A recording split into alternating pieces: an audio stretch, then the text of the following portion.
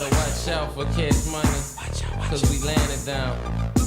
Money making is my thing, cause I'm trying to be rich, trying to put away meals. That's why I'm in the studio dropping hits, dropping rap after rap like you sell key after key. Backed up by the best fresh, dropping beat after beat. My clique is the hot boys, especially we so high and dangerous if we in beef with the whole block. No fading us at all, player, cause we roll too deep. With AKs off safety, knocking busters off their feet. I go by the name of BG.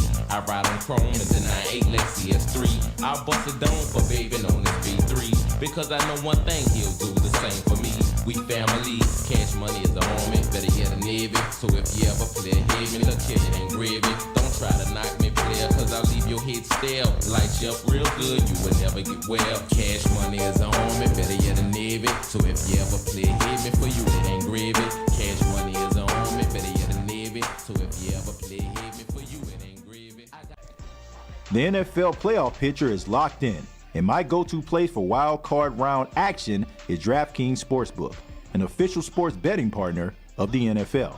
To kick off the road to Super Bowl 57, new customers can bet just $5 and get $200 in free bets instantly. Plus, all new and existing customers can get a no-sweat bet each day of the wild card round this weekend. Just place any NFL bet of your choice, and if it loses, you'll get a free bet backup up to $10. Action so good, why bet NFL playoffs anywhere else? I really enjoy using the DraftKings Sportsbook app. It's easy and everything is at your fingertips. And all you have to do is download the DraftKings Sportsbook app and use the code SOTS. New customers can bet $5 on the NFL and get $200 in free bets instantly only at DraftKings Sportsbook. Once again, use the promo code SOTS. Minimum age and eligibility restrictions apply. Mickey, just to clarify, since you said staff decisions won't start till next week, Dennis Allen's definitely staying as the head coach. Yeah, yes. And what is your evaluation of the job he did? Yeah, again, we're going to, discuss that next week, and I don't think it's fair for me to discuss that with you before I've discussed it with him. Oh, no! We suck again!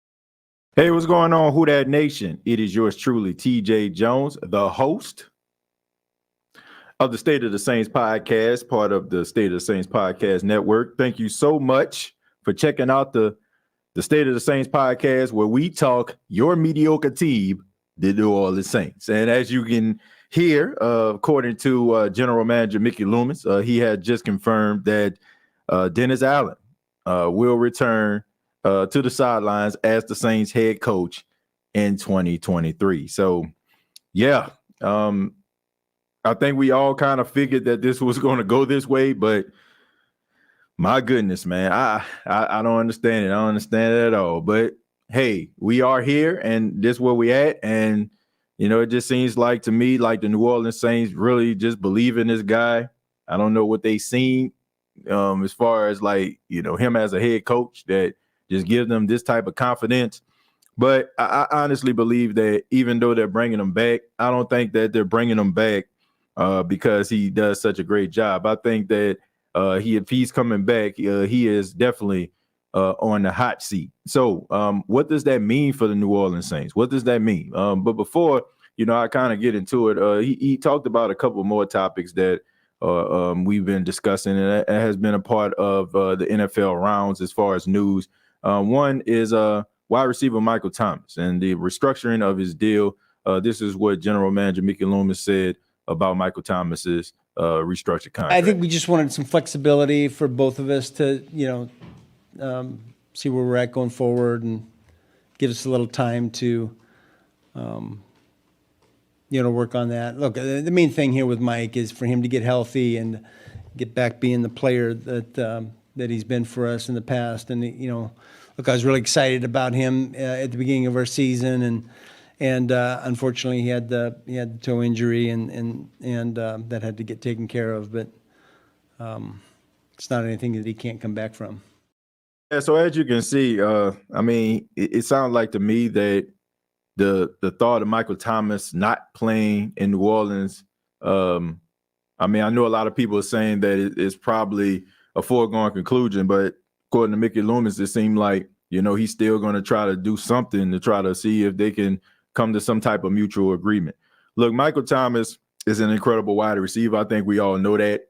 I don't think anybody would have a problem seeing Michael Thomas return to the New Orleans Saints if it's a fair deal. I mean, you have a guy who hasn't really played in almost 3 seasons, and he's making a whole lot of money for just being on the sideline rehabbing. Now, I understand that the NFL injuries are going to occur, but at the same time, I mean, if a guy's not putting up, any type of production, you want to make sure that you're bringing guys in to replace that and make up for it. So I think Michael Thomas, I think he should have some level of understanding about that. I think he understands where he is as far as all the injuries. And, I mean, honestly, no matter if he plays for the New Orleans Saints in 2023 or some other team, nobody's going to give him a guaranteed contract the way that, he played before he was injured, right? I mean, you give him a guaranteed contract before he got injured, I mean, it was a no-brainer. But I think a lot of teams are going to go into the prove-it deal route.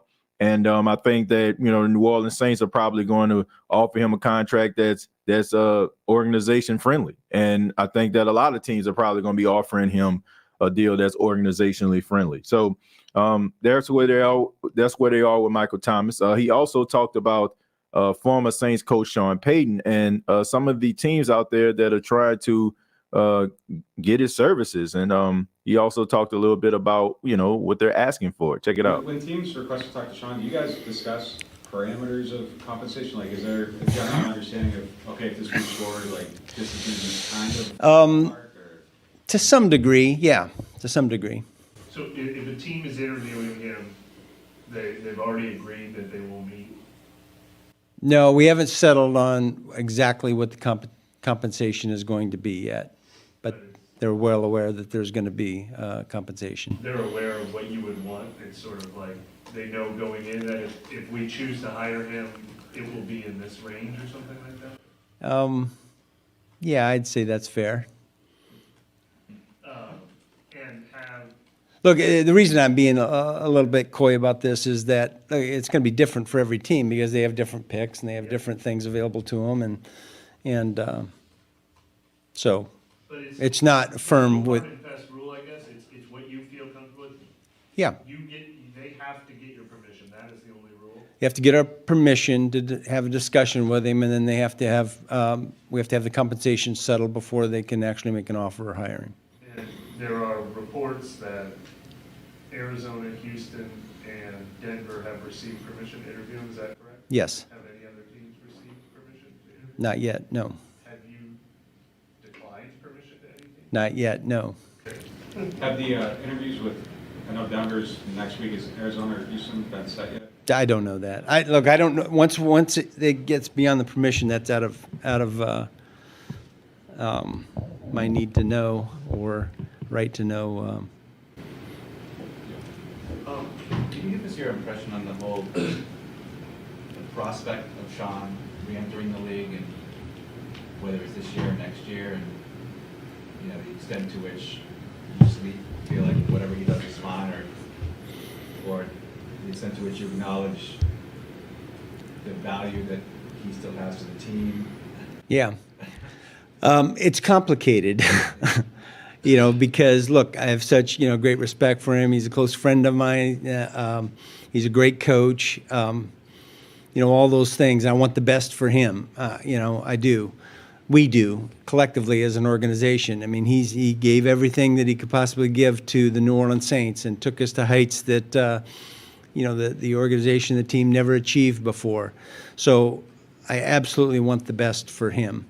But I also recognize that he's a valuable asset. His contract is a valuable asset to our club, and it's our duty to maximize that. Look, I think between, the quarterback of a team and the head coach, no one else impacts winning more than those two guys in any building. And so I know what he brings to the table, and I know that's really valuable, and it's our obligation to maximize that value. If he chooses to, coach again within that time frame where we have those rights. Yeah, so as you can see, I mean, Mickey Loomis, even though he has a relationship with Sean Payton, he wants to do his best for the organization, and he should. I mean, yeah, this is a business at the end of the day. Sometimes you got to put those friendships to the side and do what's best for the team. But it also seems like he wants Sean Payton to be happy in the process as well. He just don't want to just give him to just any team. Look, this whole Dennis Allen situation, I think that we pretty much, I just, man, it's amazing to me how this team, just, just so arrogant, you know what I'm saying? And so full of themselves. Like, like this team is not what they once were. They were a really good football team. They were a team that you knew for a fact was going to be able to put up points. We knew that they were going to be a team that was going to be contending for a championship. And now, I mean, they just the most mediocre team in the NFL. Like, I have no faith. I have no confidence in Dennis Allen. Honestly, there was a little portion of the press conference where they were talking about, trying to, get the cap back to the middle, so to speak. I would honestly, I'm gonna be real. I would not be surprised that the reason why they brought back Dennis Allen is because they knew for a fact he'd probably give them a better chance of probably having a losing record and get the quarterback of the future. See, here's the reality. I don't think that the New Orleans Saints are going to draft a quarterback. I don't. The reason why I feel like they're not going to draft a quarterback is simple. Because I cannot see Dennis Allen trying to put his hopes in a young quarterback when he knows for a fact that more than likely, if he does not have a winning record or he does not find success this season, he's going to get fired. And he's probably going to get fired before the season is even over, because we know that right now, the Who Dat Nation, they aren't behind him. He start losing, they really not going to be behind him, and you're really going to see some heads roll. So I think that Dennis Allen more than likely is probably going to go with a veteran quarterback to come in, and he wants to hitch his wagon to that. And quite honest, quite honestly, I have absolutely no problem with that. I have no problem with that at all, because Dennis Allen makes so many damn excuses till it's ridiculous. Like, every time something goes wrong, it's because somebody got hurt, or it's because we didn't have this guy. Oh, he was going to play today, but he didn't. It's always a bunch of excuses when it comes to Dennis Allen. And if Dennis Allen was to draft, if the Saints were to draft a young quarterback and that young quarterback needs to develop, that would be another excuse for Dennis Allen not to make it. I mean, Dennis Allen, honestly, Dennis Allen makes all these excuses, but nobody just wants to just recognize the obvious that he's not good at being a head coach. He's not. But I have no problem with it. Like, go out there and get yourself a free agent. Go out there and get yourself a guy that you can hitch your wagon to. So when you fail, there won't be little to no excuses as to why you got fired. And it gives the Saints a better chance of getting Caleb Williams. I don't know. I really organizations won't admit stuff like that. But based on this dude's track record, based on what he has shown us as a head coach in 2 places, I wouldn't be surprised if they hired him, because they know if he gives them a better chance of having a losing record to get the quarterback out of North Carolina, or Caleb Williams, or Travis out of Florida State, like one of those guys. So I ain't got no problem with it. Like, seriously, I have no problem with it. Like, we can sit up here and talk about, man, we need to hire this guy, need to hire that guy. Like, let him go ahead and just do it, because him wetting the bed might end up being beneficial to each and every one of us if we're willing to stomach what 2023 can hold. Because ain't nobody checking for the New Orleans Saints in 2023. All right, look, this is not like, I know we have this false sense of reality when it comes to our team, because we build up all this good fortune in the past, and we're still looking at the New Orleans Saints being, one of the top teams in the league, but we're not. And it's not a good destination spot anymore. Like, it was a good destination spot when you had a quarterback like Drew Brees. If you're a wide receiver, why wouldn't you want to come there? If you was a defensive player, why wouldn't you want to come to New Orleans? You know that you're going to win a lot of games, and there's a chance that you would be in championship contention. If you had a head coach like Sean Payton, you know for a fact that you was going to win some games and you was going to find yourself in the playoffs. Tell me, if you are a free agent, unrestricted free agent, tell me what is attractive about showing up playing for the New Orleans Saints. Seriously. So to me, this dude is going to turn off a lot of free agents. And if the Saints aren't doing their due diligence when it comes to the draft, they're really going to be setting themselves back. The only way that the Saints can be able to salvage their season if they find some coaches that can win in spite of DA's ineptitude, or they find themselves a quarterback that can weather the storm, that can facilitate comebacks. That is the only reason, or the only way the New Orleans Saints can find success in 2023. But I really honestly feel that look, the Saints had opportunity to get Patrick Mahomes. And if Kansas City didn't jump in front of them, they would have got Patrick Mahomes. So you don't think that probably isn't in the back of their minds? You don't think so? I do. And if there's a chance that they can actually get a guy that can be a generational talent and give them the best position, give them the best chance to win, I think they'll do it. Now, they have to do it in a way that it don't look so painstakingly obvious. But what better way to up your chances of having a losing record than to bring back a guy who has never had a winning record in his entire coaching life, that is Dennis Allen.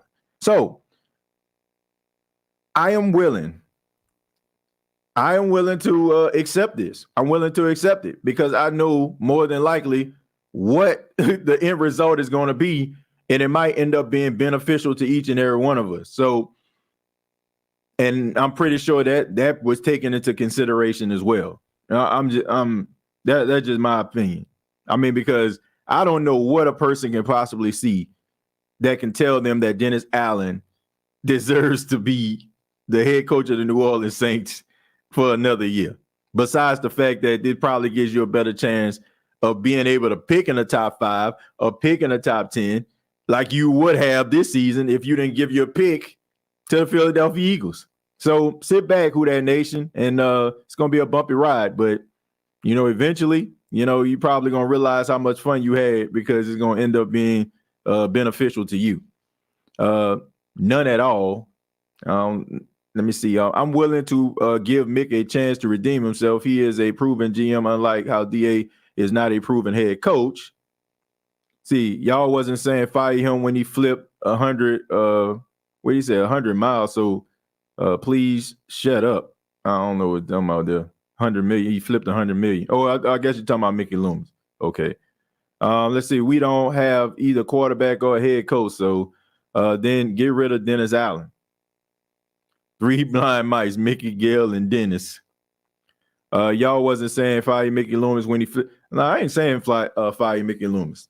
I'm not saying that. But I will say, by bringing this dude back, you basically hit your wagon to him, right? So if things go awry, it's your fault because if you make a mistake, right? I mean, it's your first time, you kind of slip or whatever like that. Okay, man, whatever, right? Better yet, let me use this example. You're in a club and somebody bump up against you, right? But it's packed, right? It's packed up in that thing. And you're like, oh, man, he just bumped into me. You're trying to get through. But what if you just stand on the side, wide open space, and the person walked up to you and bumps you again? It was intentional, right? So your energy is going to be a little bit different than the first time that person bumped into you, right? So that's the way I look at this. First time, it's like, okay, Sean recommended him. You got a lot of respect for Sean. You probably, took his word for it and hired this guy, right? And you wanted to keep the camaraderie of the team. You wanted to keep the structure, whatever, right? But it didn't pan out. The results were 7-10, and yet you still bring this guy back. So for that, it's like he has done something this season that you feel like you can actually build on. I don't know what the hell it is, but baby, to you it was. And you brought him back. So I have to evaluate you differently, So if it don't pan out, I think there has to be a strike towards Mickey Loomis, even though I just think that a lot of the decisions that the New Orleans Saints organization make is because you got a bunch of people that are just way too comfortable. See, that's what happens when you take a losing culture and make them a winning culture, and that's the reason why some of us think the way that we do, right? We have been sorry and pathetic and bad for so long that we just, any sign of any goodwill, we want to hold on to. That's why a lot of people out here wanting to hitch their wagon to Andy Dalton. Not because Andy Dalton is a good quarterback.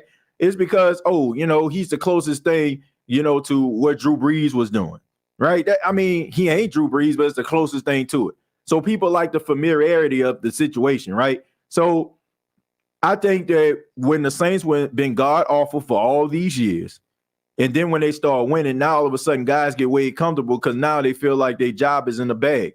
I really feel like guys like Pete Carmichael, Gail Benson, Dennis Lauscher, none of these guys will be able to have the huevos, the cojones to fire this dude just right. It's going to be something like, Pete Carmichael stepped down to become an executive assistant to the offense or something, like just to help him save face. When it comes to Mickey Loomis has been a GM for I don't know how long. He's been there before Sean Payton, so he has to be around there about 20 years, almost 20 years. It probably is his 20th season. And the thing is, like, he's been around there so long, they got so much confidence in him, they had him working with the Pelicans. They had a football GM working with the Pelicans. So that he sits up there and he feels like nobody's going to fire me. And that's the way that these guys roll. Nobody's really afraid of anybody. Nobody is scared. Nobody is afraid of executive move, front office moves. Nobody's afraid of these things because there's very little accountability. People just happy, like they just happy that, they got somebody that's around them that resembles some winning, that they're rubbed up against some winning. But if you peel back the layers, you realize that this isn't what you want. And it's going in a completely different direction. And it might resort back to the way that you were. You might find yourself looking for different executives that you probably haven't looked for in over 20 years. You're going to be looking for head coaches, something that you haven't done in 15 years. And you're looking for quarterbacks, something that you didn't have to do for 16. So they can continue to feel like, everything just going to be all right. But it's just going to continue to cause this team hardships. You got to be able to let some of this stuff go. You got to be able to trim the fat. Like we learned this a couple years ago with Sean Payton when he wanted to hold on to his buddies all them years and the defense couldn't stop a nosebleed, but he had to make some tough decisions in order for the Saints to reach their full potential. He had to let his buddies go. He had to get away from the familiar territory in order for him to embark on a new journey and help him to get over that hump. So I don't know. I think they may need to go in the same direction, man. But this same old thing, digging in the crates and trying to, find somebody, that rubbed up against Sean Payton, that knew Sean Payton, that played golf with Sean Payton, that listened to Sean Payton, that brought Sean Payton juicy fruit. Like, man, the Saints need to do a complete overhaul when it comes to the culture.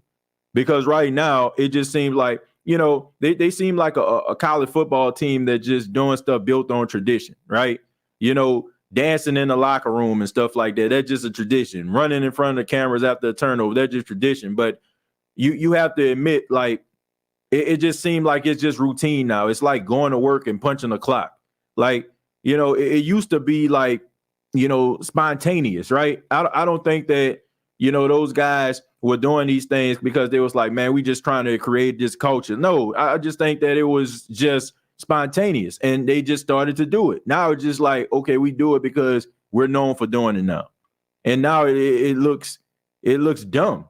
It looks ridiculous. So they need an overhaul when it comes to the culture. Right now, it just it just seemed like a great value version of Sean Payton, New Orleans Saints team. Like there's Sean Payton, and then there's great value. That's what it is: generic, boring, bland, and pathetic. Even if DA is the head coach next year, I will bring in Kingsbury to OC and get a quarterback that can sling it in that style of offense. Joe, my question is, would Dennis Allen allow the quarterback to be a quarterback? Would he allow him to be a risk taker? Like, I just feel like the reason why these quarterbacks don't pull the trigger, the reason why these quarterbacks aren't aggressive is because Dennis Allen is so concerned about holding on to the football with dear life that he has put in these quarterbacks' head to take the conservative route. That's the one thing that I just don't like about Dennis Allen is the fact that I just feel like when it comes to certain situations, he has no balls. Like, seriously, like he rather just sit up there and just hold on to a lead. Like it was never like that with Sean Payton. It was never like that. If Sean Payton was sitting on a 3-touchdown lead, he trying to find a way to get a 4-touchdown lead. This guy tries to hold on to a lead with dear life. So if the Saints go up to 13-0 and at the end of the first half, he just trying to hold on to the lead. And playing scared is not the result that you need, and it's not going to get you the results that you want. That's the reason why. Like the whole team plays scared. The whole team plays scared. Like, and even when they try to, buck up and try to be tough, it's almost like a dad giving his son a pep talk after he got wailed on by the bully. Man, you ain't going to take this, man. Don't let him do that. What I want you to do, I want you to go to school tomorrow and look him in the eye and say, I'm not going to take this anymore. Like, that's just what it's like, right? There's no swag behind that. Like, you know a guy, if you walk up to school, you got some swag, you got some confidence. Somebody push you like, man, I wish you would. I wish you would try to push me. You don't get that from the New Orleans Saints. Like I said, it's more like a young kid getting a pep talk from his dad because he got wailed on by a bully. And I got to be tough because my dad said I got to be tough, and he might look at me the wrong way, or he might get upset with me because I'm not tough. Like, so I got to prove to him that I'm tough. Like, man, this team is watered down. Like, seriously. Like, this team is watered down. Like, there's bright spots on this team. Do I feel like these guys try? Absolutely. But I just think that they're trying, but there's so many different thoughts in their head. It's different philosophies that are trying to be instilled inside of them, all the while them trying to figure out, what they need to do on the field. And when you have so many different voices in your head, it's going to conflict you and make you do things that you probably wouldn't do unconventionally. I just think that the whole team is uptight, and they're going to continue to be uptight until this dude is gone. Pammy Whammy, he's that good, and hopefully he doesn't get at USC this year. Why y'all saying we gave the first round pick away? It's not like we got nothing or less back. The players we got went over 1,000 yards receiving this year. I understand it's a top 10 pick, but nobody knew. Yeah, I mean, look, hindsight is 20/20. Of course, nobody knew that, and nobody like really said anything because we kind of thought that this team was going to find themselves in the playoffs and making a possible deep run. Yes, that's right. But when it doesn't pan out that way, it looks like the dumbest decision in the world. I used the example on the last episode, the one is when I said when Sean Payton came out to halftime in Super Bowl 44 and he kicked the onside kick. Now, if the Saints wouldn't have recovered that kick and the coach would have got it, he would have looked like the biggest moron on the face of God's green earth. But because it worked, everybody's running that back and talking about how tough that was and how gutsy that was, right? And, now he's looked at as the biggest risk taker and the greatest, risk in Super Bowl history. So there's a fine line between genius and insanity. And right now, like they're on an insane route because it just did not work out. And as far as like the first round pick, like they don't have one. Like you can spend it any way you want to. You can do this whole Jedi mind trick thing. Oh, we we had 2 first last year, but it ain't last year. We're in 2023. And right now, as it stands, unless the Saints about to do something with Sean Payton that results in them getting a first round pick, they don't have a first round pick. It's just that simple. It's just that simple. But yes, I do agree with you. We're only mad because it didn't work. If it did work, then nobody would be saying anything at all. But that's just the way that it goes. He don't want $200 million. The market starts at what Watson got. Who told you that in my Coin Adventure to America voice, AD is not a good quarterback. Andy Dalton is not a good quarterback. He's a serviceable quarterback. He's a guy like if your starting quarterback goes down, you definitely will want him as a backup. You know, I would agree with that. But even with that, I just feel like there's some other quarterbacks out there that can give you much more than Andy Dalton. Andy Dalton is a loser. No disrespect intended, and I mean this, and you know, in the most respectful way possible. He's a loser, right? Like he will do all the right things during the ebbs and flows of the game, right? Like at the beginning of the game, he'll probably get hot, go 7-7, 8-8. But when it's time for the game to be on the line, when the chips are on the table, right? He cannot deliver. Because to me, I feel like in the back of his mind, he's thinking about his record in prime time. He's thinking about how people perceive him as a quarterback that can't get the job done. Like you could tell, like the way that he plays, like he plays scared, especially like down the stretch. It's certain guys that rise to the occasion, right? When the game is on the line, that's their element right there. Like this dude or not, Tom Brady is great at that. Tom Brady is that's the reason why Tampa in the playoffs right now. There are certain people that rise to the occasion in certain situations, and they'll be able to do it. Drew Brees has done it over the years. Andy Dalton has a loser mentality. Therefore, that makes him a loser. Like, seriously. Like, you ain't about to tell me that the way that he plays down the stretch and the decisions that he makes, like, there isn't something that is affecting him psychologically to make some of the decisions, like taking sacks and crucial situations, taking your team out of field goal range when you got to be able to at least get a field goal on a drive, or like stuff like that. That is loser mentality right there. Like it's just that simple. Do I think he a bad quarterback? No. Do I think he a good quarterback? No. Do I think he's average? Yes. He's average and he's a loser. I mean, it's just that simple, right? And like I said, I'm not calling him a loser as far as like in life. The man got a beautiful family, beautiful wife. I'm talking about when he's on a field and when you need him to deliver, he's a loser. I already read that one. Sub TJ, who that? I have a good feeling this year we'll be above 500 and make the playoffs. We just came from a bad season and with bad coaching, but you should at least have faith for a second chance. No, I don't have faith in the second chance. And I shouldn't have anything. Like, because look, the definition of insanity is doing the same thing over and over again and expecting a different result. This dude has had 3 full seasons as a head coach to deliver, and he has not. He didn't deliver in Oakland, and he ain't delivering in New Orleans. And I look, I understand the optimism of some Saints fans, but your optimism is not a deciding factor of how loyal you are as a fan. Like, some people just say these things, and I'm not talking about you, Southpaw. I mean, I'm not trying to make you into something that you're not. But what I'm saying is people feel like their allegiance and love to a team is tied into never giving up on them or even being straight up delusional when it comes to like certain situations with the team.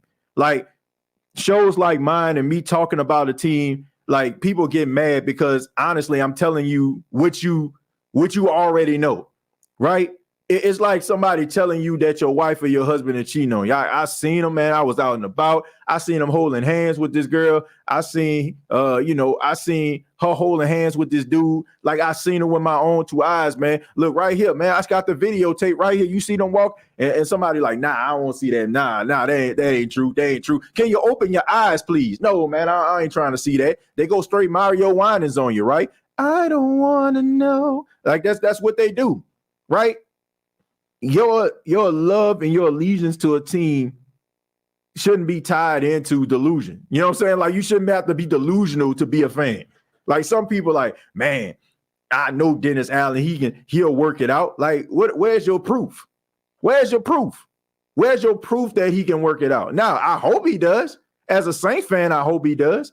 But based on what I've seen, I mean, how can anybody that supports Dennis Allen, seriously, how can anybody that's backing Dennis Allen get upset at a Saints fan for being upset at a guy who has shown that he's incapable of success? Like, how can you blame any Saints fan for that? Like, I'm not trying to be delusional. I'm not sitting up here, man, I was a Saints fan since 1975. I've been a season ticket holder. I ain't give up then, and I ain't giving up now. Like, that, okay, whatever you want to say, like, whatever. But I'm not trying to be delusional in the process. Like, I still love this team. I still got respect for this team. But I'm going to call a spade a spade. And I'm not going to sit up here and act as if, you know, I'm not concerned about the direction this team is going in. Now, I'm not trying to be delusional. I'm not. Like, I'm telling you, like, some Saints fans tie their allegiance to like believing in any dumb decision the team makes. Like, they can parade out a guy that fumbles like every single game, and they'll still be sitting up there like, yeah, they doing the right thing. Y'all just too critical. Like, bruh, this team has set a standard. Right? It's a standard. And it is amazing to me how people are willing to, you know, subject themselves to certain situations like this. But, you know, in your everyday life, if some people was doing, like, if a person sets a standard, like, as a parent, you try to set a standard, right? The way that you raise your kids, right? As a husband, as a wife, as a boyfriend, as a girlfriend, there's a certain standard that you set, right? If something was to happen to you, you know, like, you know, I hope that this never happened, I'm knocking on wood, but if I'm married, if something was to happen to me, I would hope, you know what I'm saying, that if my wife decides to, like, move on, you know what I'm saying, from that she try to, you know what I'm saying, like, there's a certain standard I left behind, right? And vice versa, or, you know what I'm saying, like, certain situations, like, there's a certain standard that is set, right? The New Orleans Saints set a standard. There's a standard that was set by this team. They created a winning culture, right? Don't get mad at me because I expect success because you showed me years of success. And don't try to validate or try to minimize, you know, the success by a few bumps in the road. That's one of the main reasons, or this is why I don't really talk to certain Saints fans that are a certain age. Not the fact that I don't think they Saints fans, but I just feel like there's a level, once again, of delusion.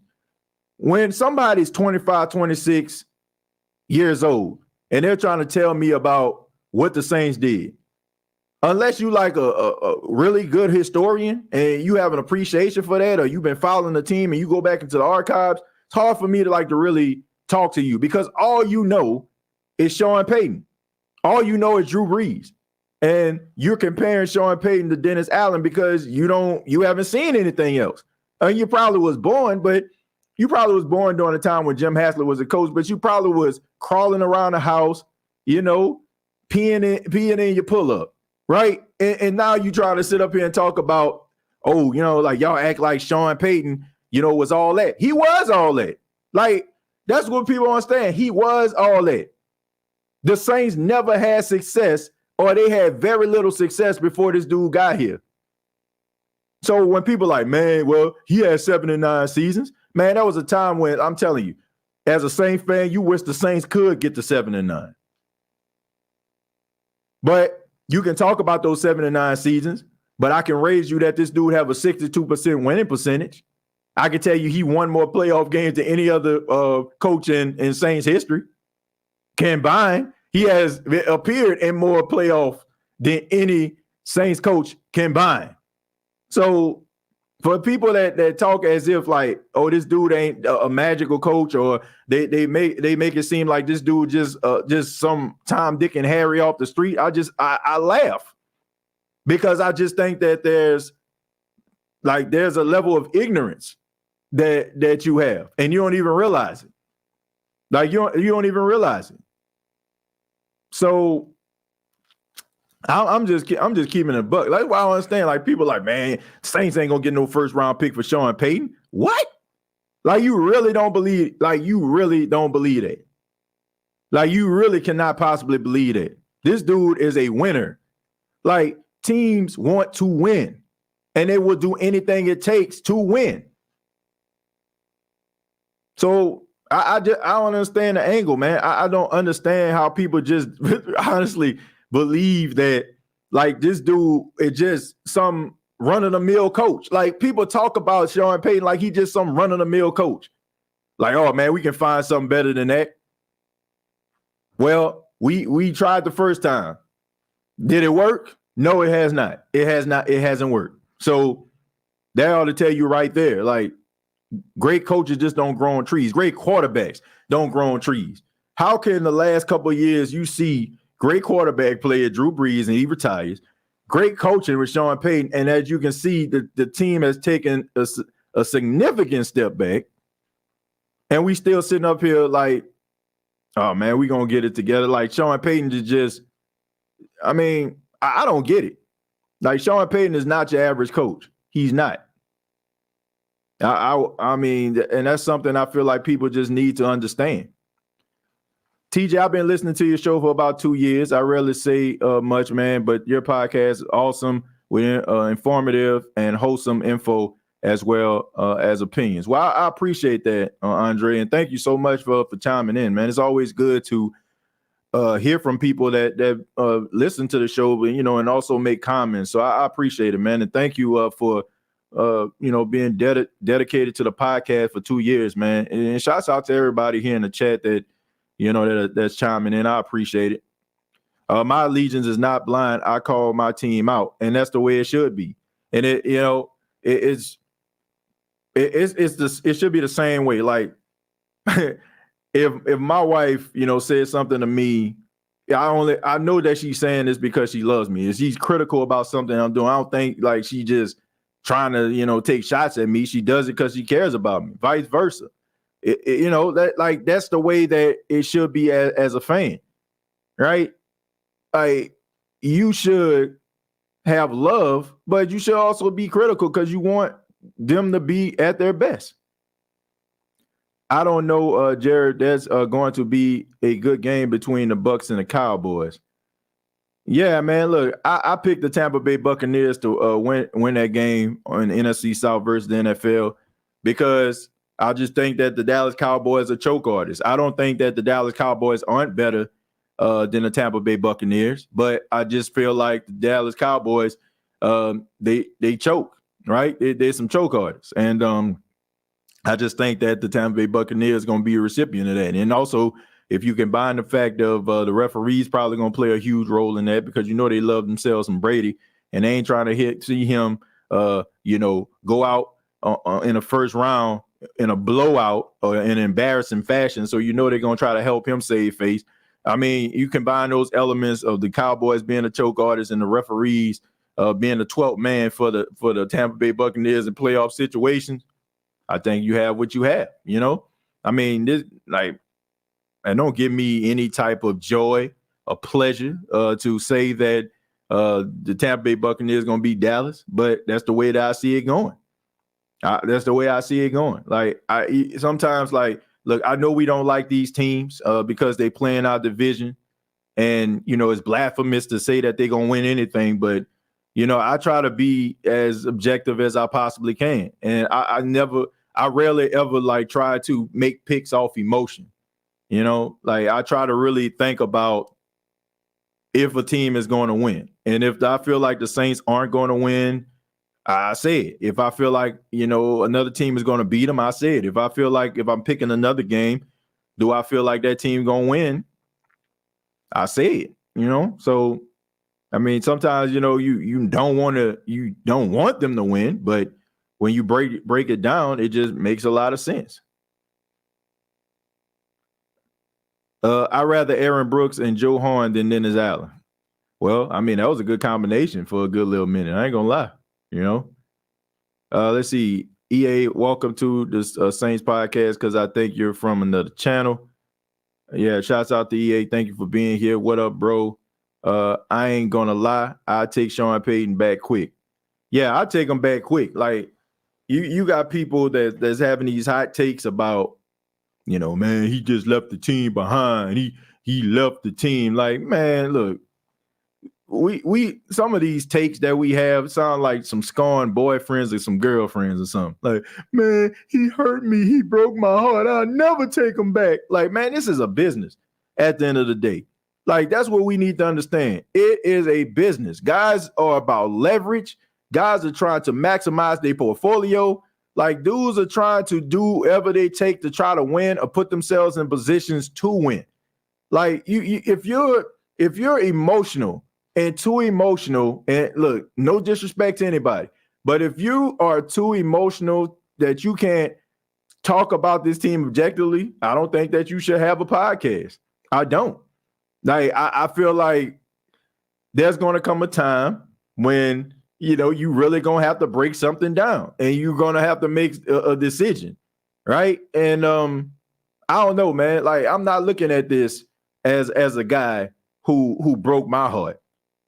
Like, if he was to come back to the New Orleans Saints, all these people that's talking all that stuff, if Sean Payton said that he wanted to come back to New Orleans Saints, there would be absolutely nothing that they would say, especially when the Saints start winning. So all this stuff about, man, I don't want him back. I don't want him. Guess what? It don't matter about what you want. Half of us, or even more than half of us wanted Dennis Allen gone. Is he gone? No. So at the end of the day, that, like, nobody cares. Like, we have to get out our feelings when it comes to, like, some of these things. Like, I get it, right? And yes, I don't feel like he wanted to come back to New Orleans Saints. And yes, I feel like, he wanted to go and he kind of forced himself out. But if he was to come back, then, I mean, I would want him to come back and coach the team because he's a good coach. I mean, I don't care. I don't care about, if he come back, how many years he gonna stay? Who cares? Like, Tom Brady signed, a 3-year deal with the Tampa Bay Buccaneers. You think they actually care if he comes back? No, because they've had 3 playoff appearances, 1 Super Bowl, right? They've been winning. So you think they care? No. Like, I mean, we want this long-term commitment, man. Come on, man. Like, it's about winning. It's about the end result. Because winning is extremely hard in this league. Ask Sean McVay. Last year, they was the toast of the town, Super Bowl champions. This year, they won 4 games. And now this man on his way out to do it. I mean, winning is hard in this league. And if you can find yourself a coach that can generate some wins, you can find a quarterback that can generate some wins, you hold on to it. Some people are just so used to being told what they want to hear, they only hurt you in the long run. You should want someone to keep it real when you're messing up. That means they care enough to help. Simple. Yeah. I mean, sometimes, you might, I'm going to say this. You might find a hater every now and then, people seeing that you want to come up and, they try to blow up your spot, so to speak. So they'll probably speak some negativity in your life. I mean, it happens, folks, right? But when somebody's really giving you that real, right? It's like your best friend. Like, man, when you have a good friend, they're going to tell you what's real. They ain't going to tell you just what you want to hear. They're going to tell you what you need to hear. Like I said, I feel like it's they do it in your best interest.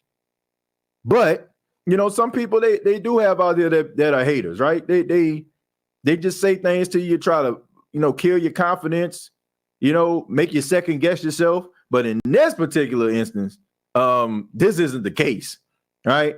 I have nothing to gain from this. Like, seriously, I don't take pride at some of these takes that I have. I don't.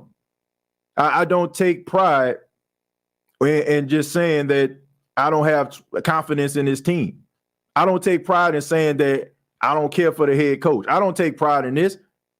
I'm 36 years old. I've been a Saints fan my entire life. The only thing I ever wanted was for this team to win, because there was a time when I believed that this team would never win. And now that I see that this team can win, I want them to be able to sustain success. And also, I mean, I'm a broadcaster and a podcast also. So I'm going to give you my opinion. I'm going to tell you how I feel about it. And I'm not just going to wave the pom-poms. Now, when it's pom-pom necessary, I'll wave the pom-poms, but I'm not just going to do it.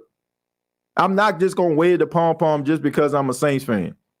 Like, that's like, I refuse to have Stockholm syndrome like some of you Saints fans. Getting slapped all up in the face somewhere. They gonna change. They gonna change. I believe in them. Man, I don't know, man. I think it's time to move on from this. Nah, they gonna change. Man, some of these Saints fans got Stockholm syndrome. These Stockholm syndrome Saints fans out here who are willing to believe that a change is gonna come. Well, I tell you what, Sam Cook, I don't see no change in sight, right? I don't see it.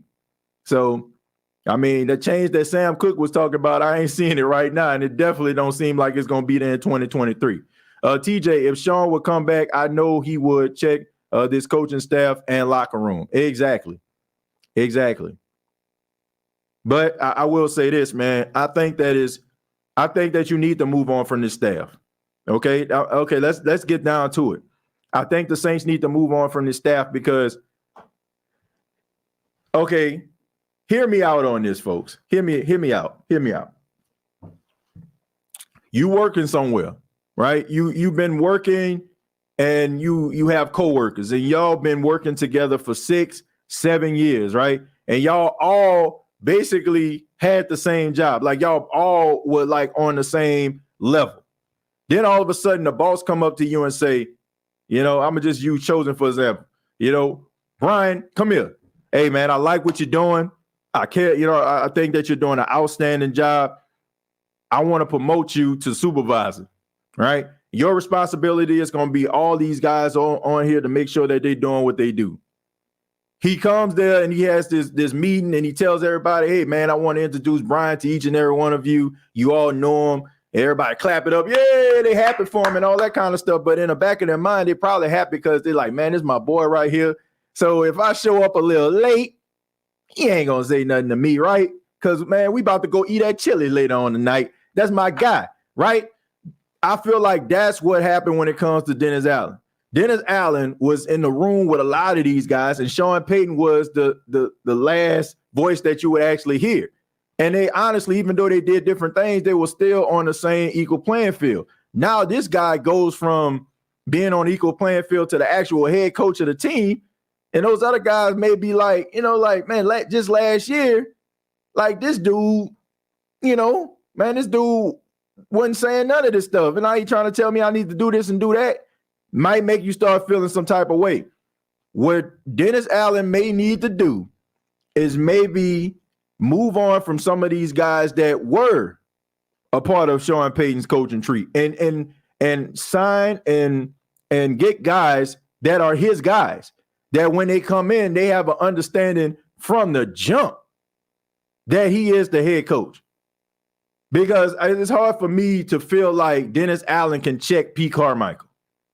It's hard for me to feel like he can check Ryan Nielsen or Chris Richard or, or Darren Rizzi. Like these are Sean Payton guys. And I just feel like even though they respect the position, I still feel like there may be, I don't know, okay, man, whatever. I'm going to do what I got to do. I just think that sometimes you got to bring your own culture in. You got to bring your own guys in, and you got to basically try to, do your own thing. You got to kind of do your own thing. So I think that's what a term when they talk about substitute teachers, that's where that come from. Like everybody know, everybody know if Miss Brown don't show up to work, this other lady come in. We know that this lady more than likely, she ain't going to be here tomorrow. So I'm not going to be on my best behavior. I'm going to do what, I'm going to enjoy this free day right here, right? They want me to cut the TV on. You know what I'm saying? I'm going to watch TV today because I know tomorrow I'm going to be having to open my book to chapter 3. So maybe that's the route that they need to go in. Bring some guys in that are your guys. Like if you're going to go down on your own ship. Like, you know what I'm saying? Like don't go down on somebody else's ship. Go down on your own. Build the ship the way that you wanted to go, right? Build your own Titanic. Build your own Titanic, but build your own big structure, right? And if it goes down, then that's on you. That's you. You know what I'm saying? That's on you if that happens. But I feel like that plays a huge role. I mean, I know that somebody probably dealt with it.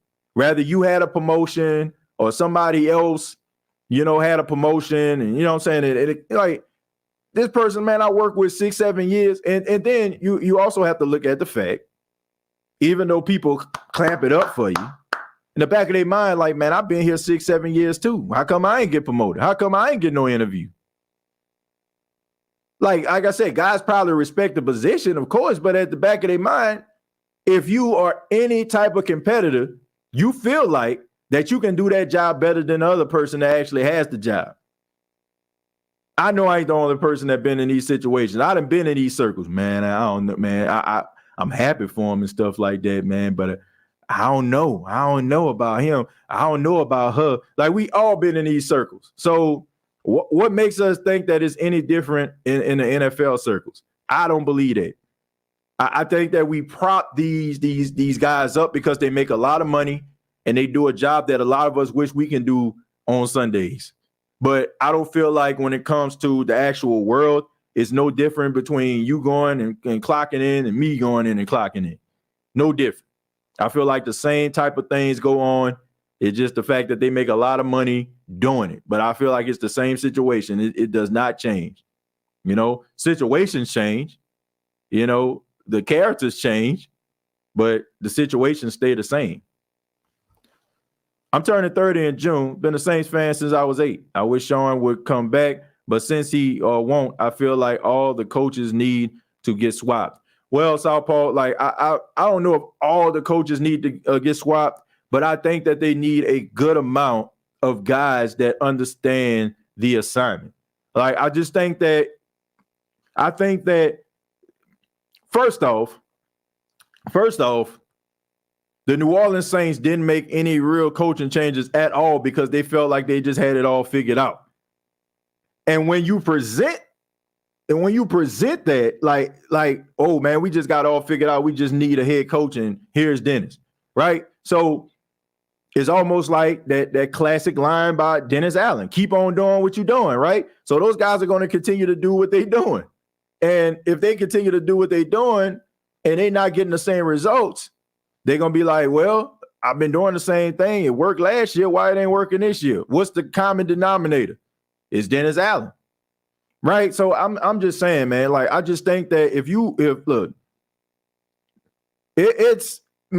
it's nut cutting time. It's nut cutting time for Dennis Allen. It's like, this dude is not going to be able to survive the season if he don't generate success.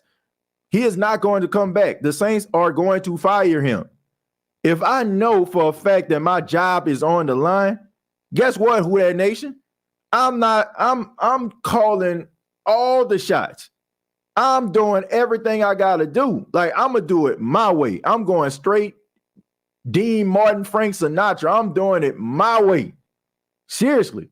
I don't care. Like, if I'm going to fail, I'm going to fail my way. I'm not going to sit up here and bring these guys back that that I didn't hire. And I'm not trying to play buddy.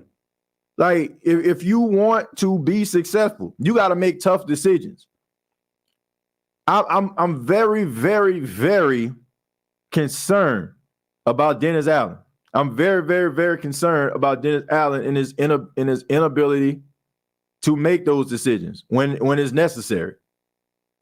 And, you can talk about, the only argument that you can have that he stood on was the whole Jameis Winston situation, right? I guess he stood his ground there.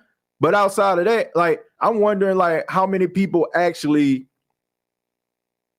I'm wondering, like, did that have anything to do with him, or did it have something to do with money?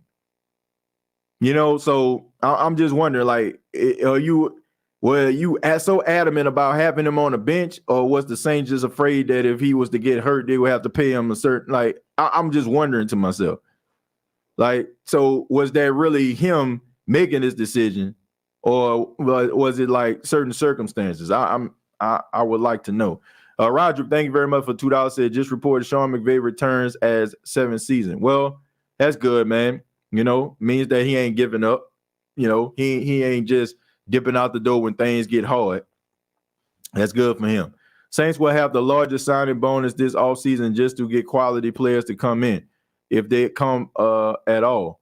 Back to being end of career landing spot. They are not going to attract any top quality free agents. If they do, I would be highly, highly shocked. The only way that they can actually get guys, to me, if you get a guy like a Matthew, you get a guy, like that, I just feel like it's probably a guy that's probably doing a little victory lap. Like Tyrann Mathieu, talk about him all you want to. You can say he washed. You can say that he left a lot to be desired. Me personally, I think he started playing better once the Saints changed the way that they had him out there playing defensively. I think that he played a lot better. Had him out here playing like he was a box safety, like he Ed Reed or something like that, or a Weapon X out here. Give me a freaking break. Like once they changed the way that he played, I feel like when they had him, doing different things, he was able to play his way, but the only way they're going to bring some guys in to me is like guys taking a victory lap. Like I wouldn't be surprised. Like seriously, if they get a decent quarterback, I would not be surprised if Odell Beckham Jr. end up signing with the Saints. He already got a Super Bowl. He already made some, a lot of money, and you get an opportunity to play for your hometown team. So there's nothing you can do as Odell Beckham Jr. that is going to sully your name. Like the Honey Badger had a down season according to like his standards, but that's not like people still look at him as one of the best safeties of the modern era. It's not going to change it. So that's the only way I feel like they get it. But if it's like a young guy, testing free agency, looking for a place that he feel like he can be a champion, he'll fly over New Orleans, but he ain't gonna stop there. Sean Payton made tough decisions when he fired his friends on the staff. Exactly. That's boss moves right there. Like for you to be able to fire your friends, be willing to do that in order to, to find success, in order for you to move forward. Sometimes you got to do that, man. Sometimes you got to get away from familiar territory in order for you to reach your full potential. It's not just football, folks. I'm talking life. Sometimes those people that's around you can hold you down from reaching your full potential. Some of the things that they telling you is maybe they telling you this stuff not just to keep you and elevate you, but to keep you in that same position. Because by keeping you in that same position, you become the person that they know. And that's why they do it. So they try to reinforce those principles, those thoughts, those feelings inside of you. Same way, so you got to make those tough decisions. Whether you're going to sit there and hang out with them and, and not live up to what you are capable of doing, or you're going to just, get away from that and reach that full potential.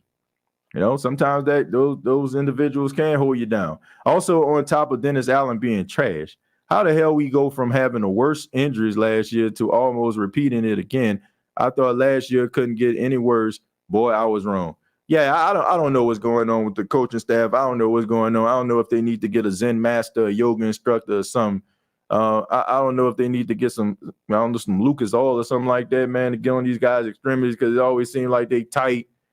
Somebody breaking something, squeaky wheel here, squeaky wheel there. Like, I don't know, man. I don't know what they need to do, but I mean, I know the state of Louisiana, they got LSU, you got Ochsner, you can't be no bum and half stepping working in Ochsner Hospital or LSU, so I don't understand. Like, everybody goes to Dr. James Andrews, who is a LSU graduate. Like, so I don't know how we go from one of the greatest orthopedic surgeons of our time to a guy, that's misdiagnosing a guy with an ankle sprain. I don't understand it. I don't get it. It just doesn't make any sense to me. I don't know how the entire New Orleans Saints staff, the Saints team, is suffering from osteoporosis all of a sudden for the last 2 years. I just don't understand it. I don't get it. Who that? TJ, why did the Saints give away the first round pick? And now that DA is the coach again, what should happen in order for us to make the playoffs? Well, I think I kind of alluded to a discipline.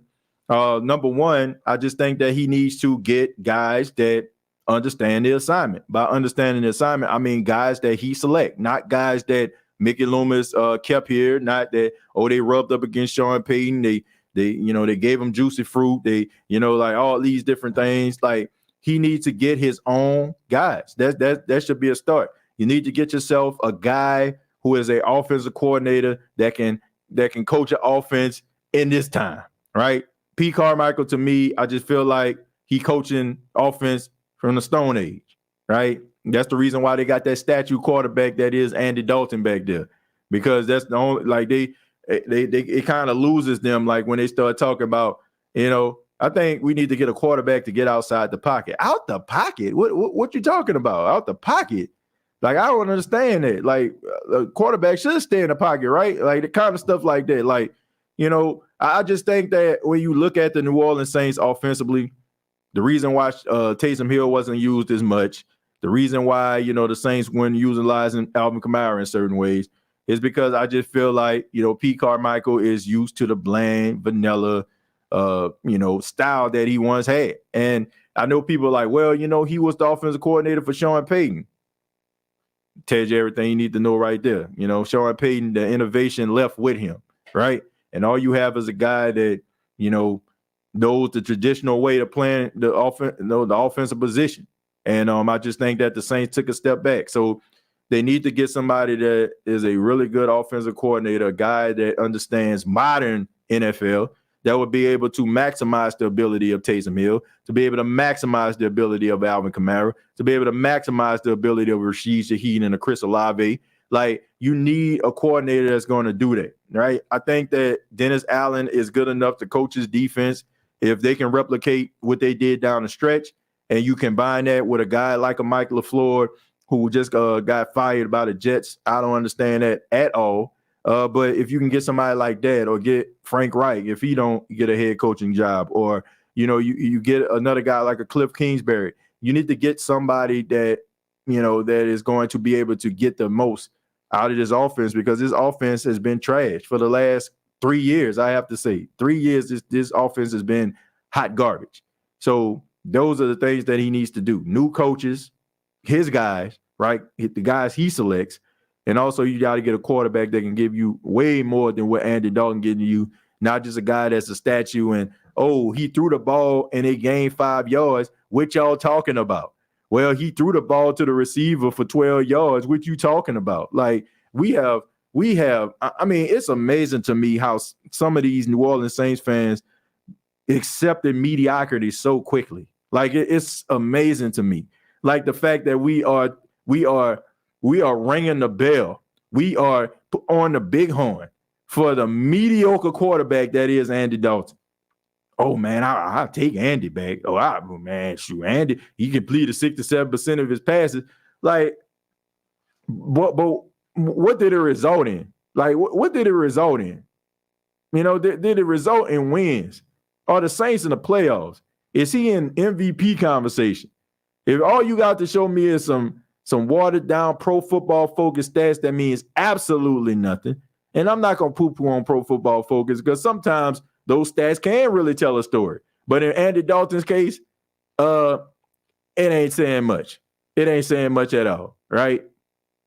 I mean, if you stand underneath a rim and you throw the ball into the hoop, you know what I'm saying, and you do that 13 times, I'm pretty sure you're going to be 100%, right? Step back to the free throw line and go 13 for 13, and maybe we can talk. I mean, you ain't did nothing. You ain't did nothing at all. Dennis Allen failed in Oakland and again in New Orleans, even after spending years under one of the greatest offensive masterminds in history. That should tell you he is not a head coach material. Get rid of him, TJ. Who would you like to see as the head coach, and who do you think they will eventually get? Well, I'm a Frank Reich guy. I like Frank Reich a lot. I'm hoping that the Saints sign Frank Reich as their offensive coordinator, because once Dennis Allen get fired, maybe they can win some games down the stretch because he can be the interim coach. But that's a guy that I'll be looking at. But I'm telling you right now, I'm saying this, like, I'm putting my conspiracy theory hat on, okay? I got my hat on. I got my JFK assassination, MLK assassination, inside job hat on right now. I'm saying this. I think the New Orleans Saints, that would not surprise me. These organizations, they very, very tricky, folks. It would not surprise me that they bringing this dude back because of his losing record, and it might give them a better chance of getting the quarterback that they want. Because I really honestly feel that Derek Carr or Jimmy Garoppolo or Andy Dalton might return. I think that Dennis Allen is going to sign or want to sign a free agent quarterback because he understands that his job is indeed on the line and he does not want to hitch his wagon to a rookie quarterback.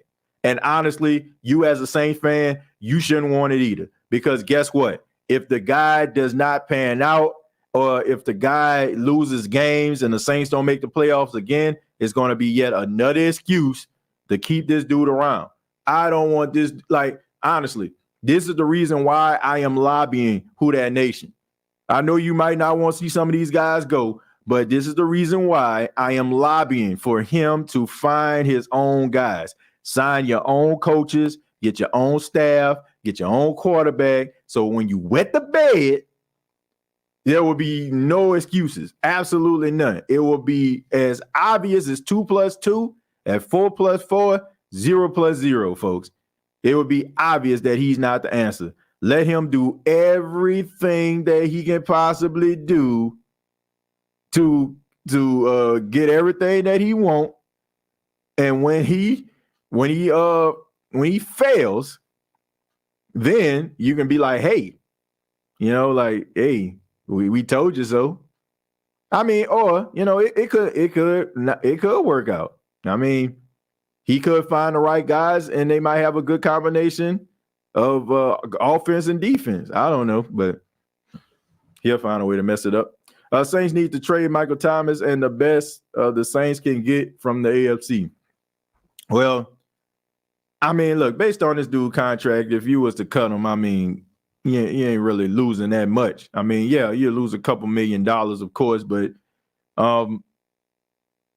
yeah, like I don't know, man. Like trade him for what? Like trade him. Like, what are you gonna get for him? Like, who is going to be who would be willing to give you anything for a guy who has only played 10 games in 3 years? Like that's what people are like. We are looking at Michael Thomas as that 2019 product. The same way how some of y'all look at Jameis Winston in 2019. Now y'all just make him like he's just the worst quarterback of all time. It's kind of the same way when Michael Thomas, like people like trade Michael Thomas. What are you going to trade him for?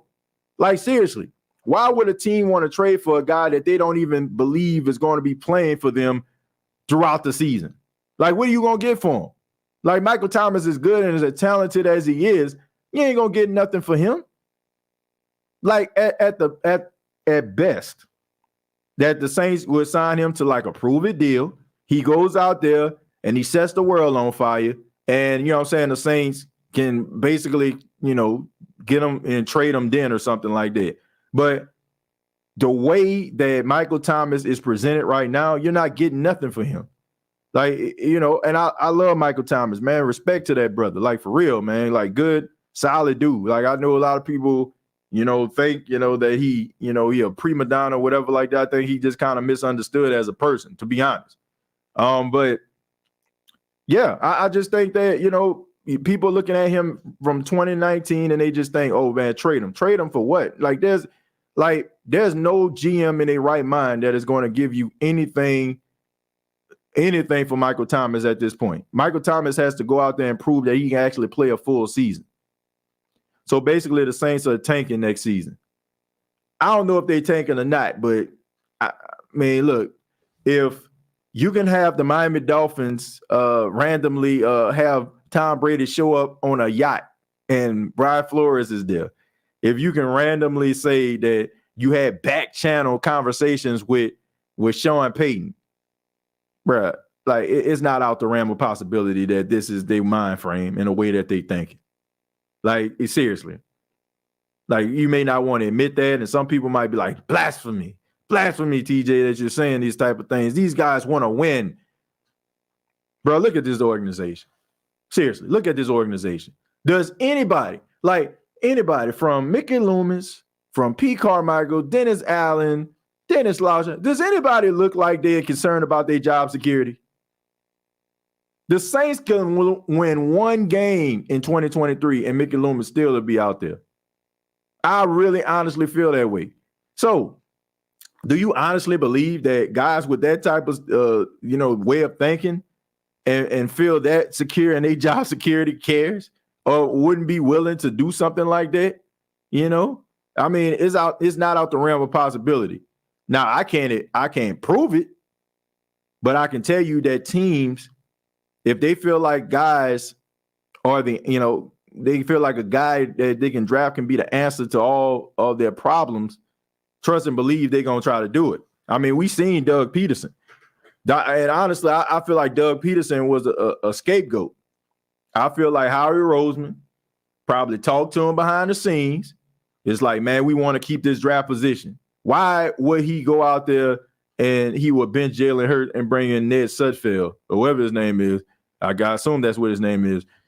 They brought in Sudfeld in that last game of the season. Like teams are willing to do anything they possibly can in order for them to be able to get the player that they want. Why do you think the McNair family is mad at Lovie Smith right now for him going for 2? Because now they're not picking, they don't have the number 1 pick, even though they're going to end up getting Bryce Young anyway, because I don't see the Chicago Bears moving on from Justin Fields. But they still going to end up getting a quarterback that they want at the end of the day. But these teams, man, I'm telling you, it's not out the realm of possibility, in my opinion. Please don't believe what Mickey said today. He's getting released. I'm pretty sure he probably ain't going to end up doing it. I think they could probably present something to him just to say that they did, because we all know, man, it's all about optics. So they want us to believe that they're doing everything they can to win. So we got to talk to Michael Thomas. We got to try to work something out, and then I don't know, probably give him a deal that they know he probably wouldn't be interested in, just to say we did it, but he didn't want to do it. Why Jameis go to another team and do well, and we resign Dalton. Then after every loss game, we gonna have DA talking about, I think Andy played well with 12 for 12 for 107 yards and no touchdown. Mark, I'm gonna tell you right now, I really believe this very, very strongly. Wherever Sean Payton going, Jameis Winston going too. Now, he may not be the starting quarterback, but if he goes to Arizona, Jameis Winston going with him. If he goes to Houston, Jameis Winston going with him. Like, I really feel that way. Like, I don't feel like it's a coincidence that Sean Payton selected Jameis Winston. I don't. Like, I really feel like wherever he goes, Jameis gonna go with him. That's just the way that I feel about it. The only team I can see that Jameis could possibly go to that don't involve Sean Payton would be Miami. I can see him playing for the Miami Dolphins too. I can see Miami like giving him an opportunity because of all the things that happened with Tua. I don't think that they're gonna bring back Teddy B. I can see him in Miami, but I really feel like they probably gonna. He's probably gonna go wherever Sean Payton going as a backup competing for a starting job. One thing I can say, I don't like the Cowboys, but Jerry Jones would have been fired this staff. Yeah, he would have. They would have been gone. They would have been gone. They up here talking about firing a coach that won 13 games, so they tanking for Shedeur. I don't think they tanking for Shedeur. Shedeur Sanders, average quarterback in my opinion. Average.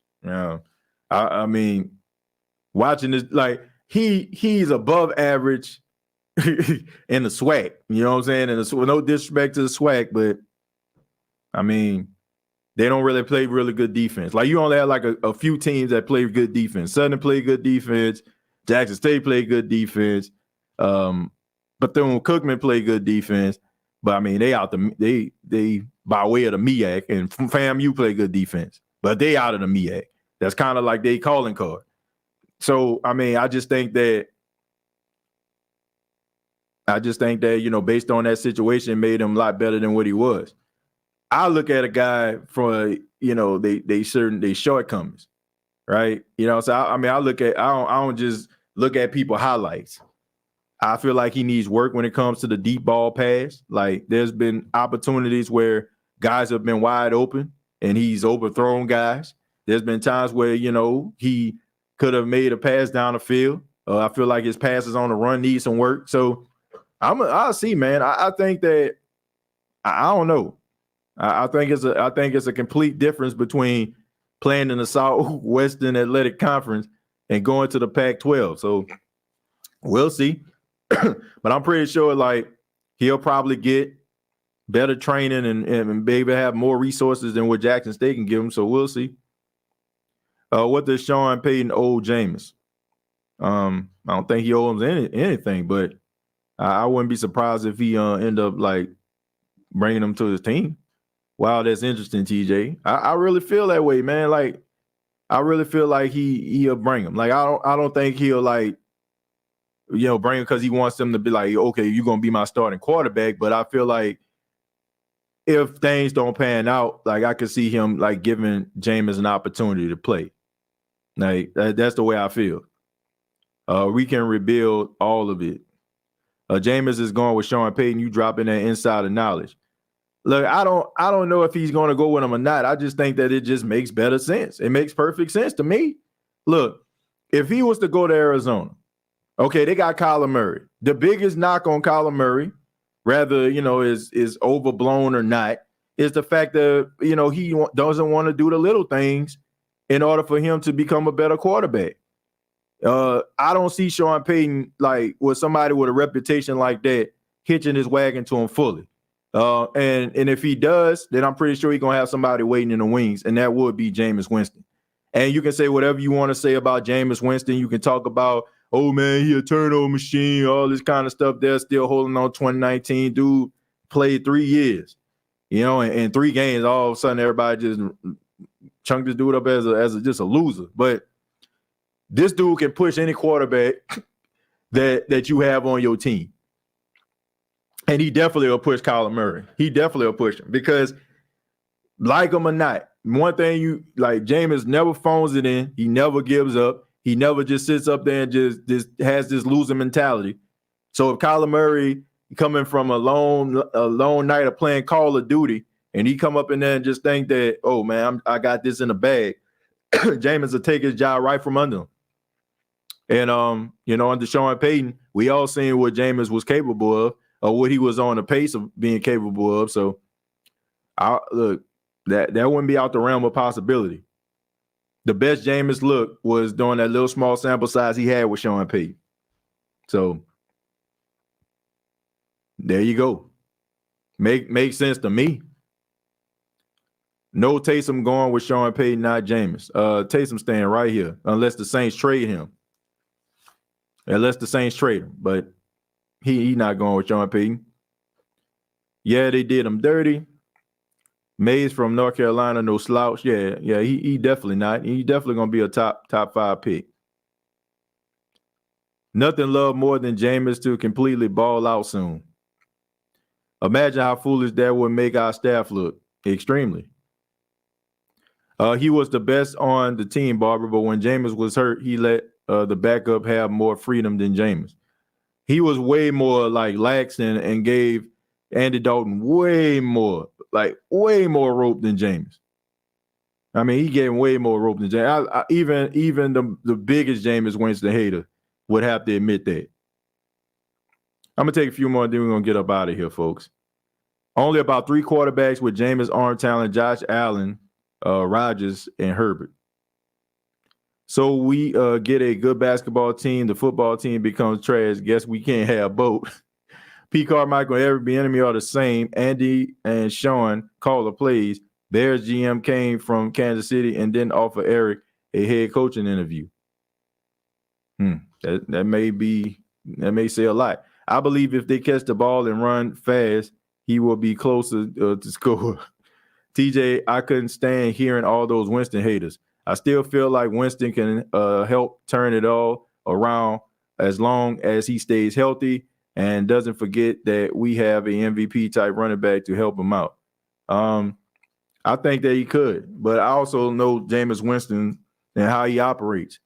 Like, Jameis Winston ain't just about to go to nobody just because they're offering him a job. Like, that's just not how it works.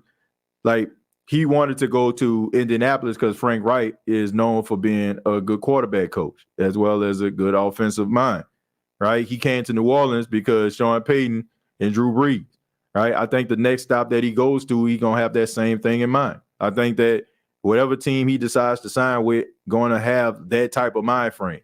So Mike McDaniel, who was a disciple of Kyle Shanahan, I can see him going somewhere like that.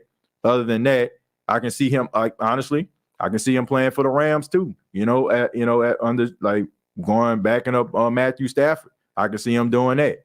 But I honestly feel like wherever Sean Payton goes, Jameis Winston probably going to end up signing with that team too as a backup. Because regardless, if Sean goes to Denver, I mean, are you comfortable with the way Russell Wilson was playing to say, man, Russell Wilson is my quarterback? I wouldn't, right? So Jameis and Russell Wilson, competing for a starting job, that's interesting. Arizona, the same situation. If you was to go to Houston, you bring in Bryce Young. He's still a young guy, still has to develop, right? I mean, is he going to be a day one starter? Probably not. So they got options for this dude, So, and like I said, I mean, the best Jameis Winston has ever looked was when Sean Payton was his coach. And I'm talking about on a professional level. But thank you all so much for checking out the State of the Saints podcast. I really do appreciate it. Part of the State of the Saints podcast network. Shouts out to everybody that checked out the Therapy Couch podcast, came back this week. Thank you for all those that checked that out. And also the Gumbo Pot Sports Podcast will be premiering on tomorrow, man, getting ready for Wild Card Weekend. Yeah, the Gumbo Pot Sports Podcast. Reason, I think the name pretty much speaks for itself because it's not only going to be talking about NFL, but NBA, boxing, all these different sports that they have out here, man. We're going to be doing it. And honestly, man, I'm looking for people to, kind of chime in. I'm excited about this.